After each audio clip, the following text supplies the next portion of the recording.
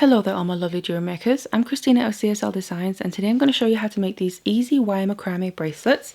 Now I've made one here in silver wire and then one using copper wire, and then I've just added different colours of beads. Now they're pretty simple and easy to do because all we're using throughout the whole bracelet is a basic square knot, and then we're just adding in the beads there in different ways to achieve an interesting look. And then as you can see here, it gives a pretty big impact on the wrist, even though it's just a simple bracelet, obviously depending what materials that you choose to mix together. Now I chose to finish off my bracelets here using a lot of claw clasp and extender chain, so it looks like that. But of course you can add whatever kind of chain you want to, or you could even make your own as well. So for instance, by using the wire that's running through the whole bracelet, you can make a hook and a loop. That's completely up to you and your personal preference. But then these are the ones that I made. So let me know in the comments down below which one is your favorite, because I'll be honest, I have a little bit of a hard time choosing as I like both the silver and also the copper. And I will also have these available in Message Shop along with other things, so check that out. It's going to be a link for that in the description box below. But otherwise, if you want to learn how to make them, then keep watching. And then we need our materials here. So what I have is two different gauges of regular round copper wire. The first one here is a 1mm. This is going to be the holding wire. And then here I have a 0.6mm, which is going to be the working wire. And then we'll also need our beads and our findings. So what I have is two different sizes of beads here. The first ones are 8mm rounds. They're the large ones, and these specific ones are some blue metallic coated quartz gemstone rounds. Then I have 3mm rounds here, and these are just silver metal spacer beads. And as for the findings, I'm using a lot of claw clasp and extender chain and jump rings to put it together. But obviously you can use whatever kind of clasp you want to, or you could even make your own as well. So check out the description box below the video there for more information, and otherwise let's get all the materials ready and let's get started. Then the first thing we need to do is cut some lengths of our wire. So what I have here first of all is a length of about 35 centimeters of the 1mm. So this is going to be the holding wire. And then what we'll need as well is two lengths here of the 0.6mm of about 70 centimeters each. And these are going to be the working wires. Now what I'm then going to be working with here is my mini macrame board, because it makes it a lot easier to make our knots, because it has these slots all the way around the edges. We can then attach and reattach our wire whenever we need to. So what I've done is I've taken all my lengths here and put them into the same slot on the top of the disc. And then on the bottom here, I've just put the holding wire into the opposite slot. So the two working wires are loose from that top slot there, because obviously we need to use them to make knots with. So before I start adding in any beads to this, what we need to do is start making some knots. So we're going to do that just as if we're making knots with cord. But obviously it's a little bit different working with the wire here. So I'm going to be making some square knots. So I just start with my left side. You can also start with the right one. It doesn't matter at all as long as you stay consistent. So I'll bring the left one over that holding wire in the middle. Then I take the right one over that. Then bring it underneath everything in the middle. And then up through the loop here on the other side. And all the way through. And that's where the main difference with working with the wire with macrame rather than cord is it can kink, so you want to make sure that you kind of guide your wire the best you can, whereas obviously cord, that just is soft and easy to work with. Then I pull the two lengths to basically tighten that, and that's one half of the knot. So now to make the other half, I then take the right one over and then the left one over that, then underneath everything in the middle to come up through the loop on the other side. So the exact same as before, but just mirrored, because we're starting from the other side. And then I tighten them again. And that now tightens right underneath that first half, and this is our full complete first square knot. And you basically just want to make a few knots in this exact way. So I would start with my left side again, because that's what I started with before, and I'm starting a new knot now. And what I like to do is about 4 knots here, right underneath each other, before we then get to the point where we want to start adding in some beads as well. So now I have my 4 square knots in place there. What I want to start doing now is adding on my beads. So I'm just going to move to the bottom of my board and then basically release the holding wire on the bottom there. And then also I just need to smooth it out, otherwise it has this kink in it because it's been in that slot. The beads won't be able to go onto it. So just smooth it out with your finger. Or if you have some pliers to help do that, because you just need to make sure that there's not too many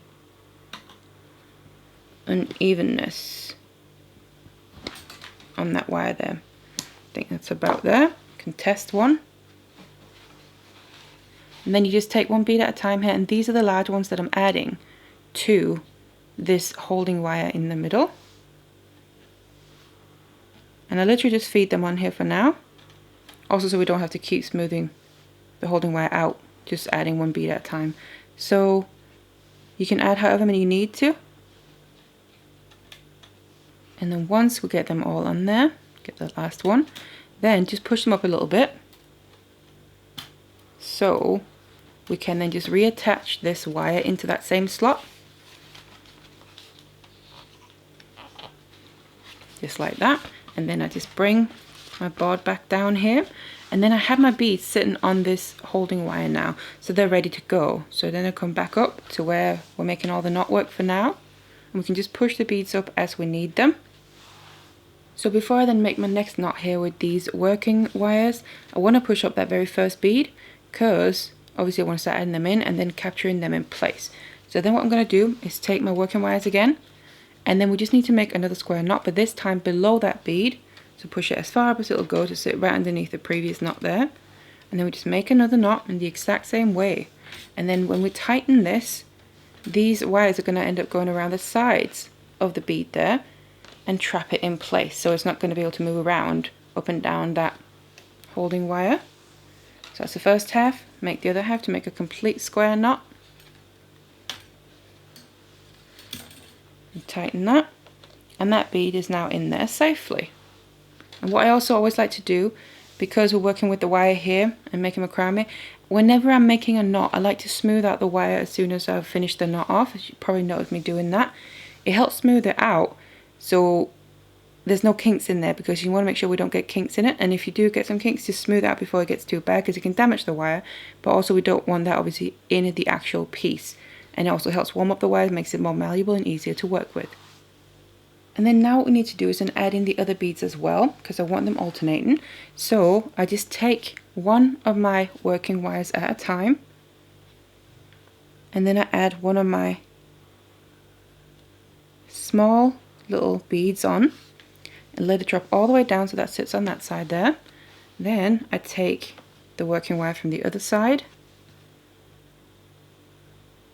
and also add that onto it. So we now have one of these little beads on either side, just below that large bead in the middle. Then all I want to do now is make another knot. So we're kind of caging these beads in, but these are now sitting on the working wires rather than the holding wire in the middle. And just make sure that they stay up there, nice and close to that previous knot, as close as they'll go. And then just tighten this, and I like to kind of push the beads in while I'm tightening this, just to make sure they don't slide down here.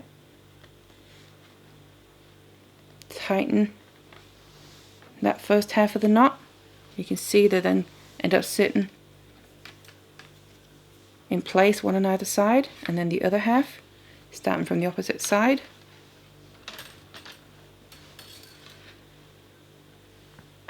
And then we have another full square knot there below those two smaller beads.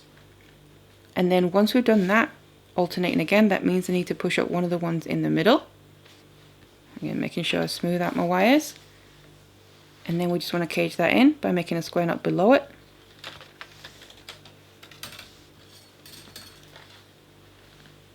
Tighten the first half and then do the other half.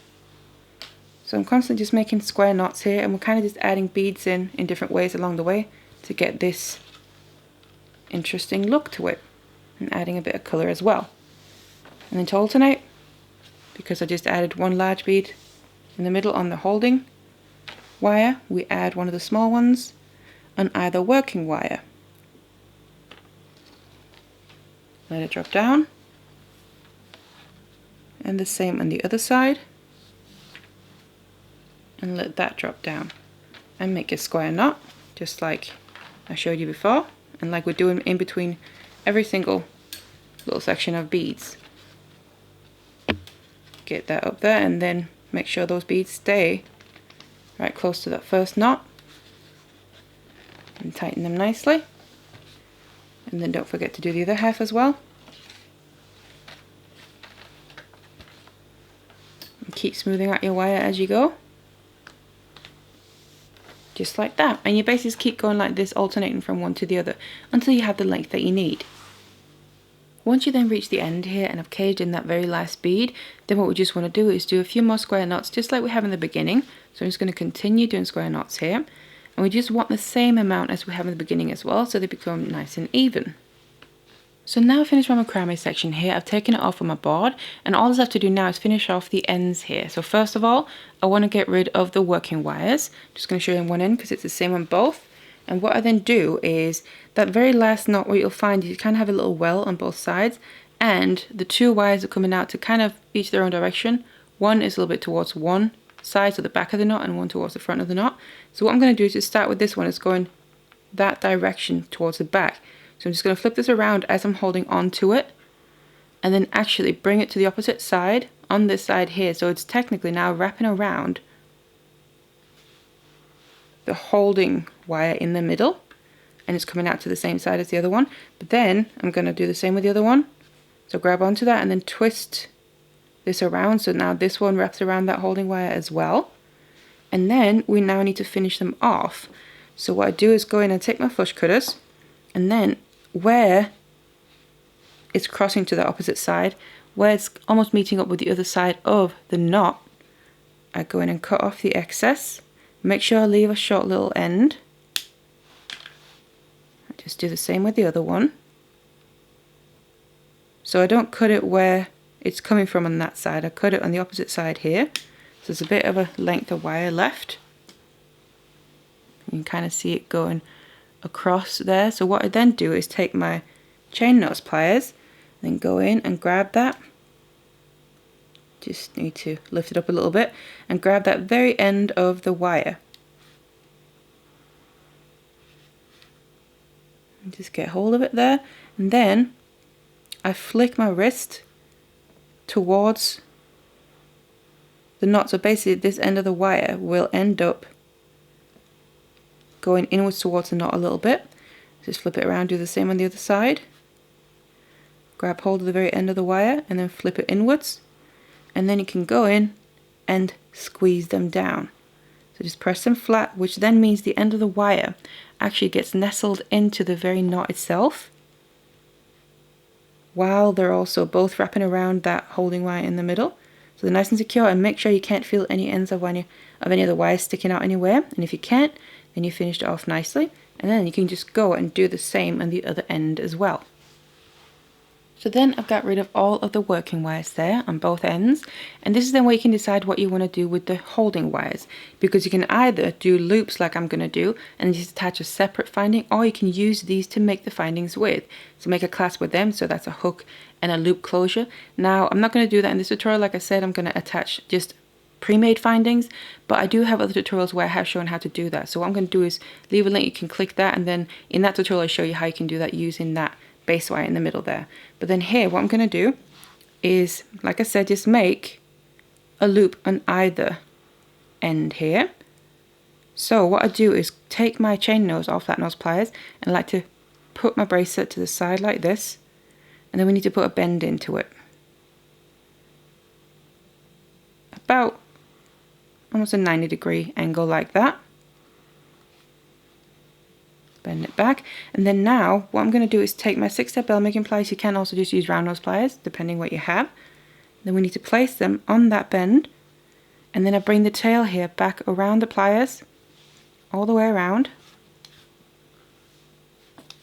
So we basically end up with a full circle like that, and then I take my chain nose again and I grab onto that circle nice and tight so it stays in its shape there.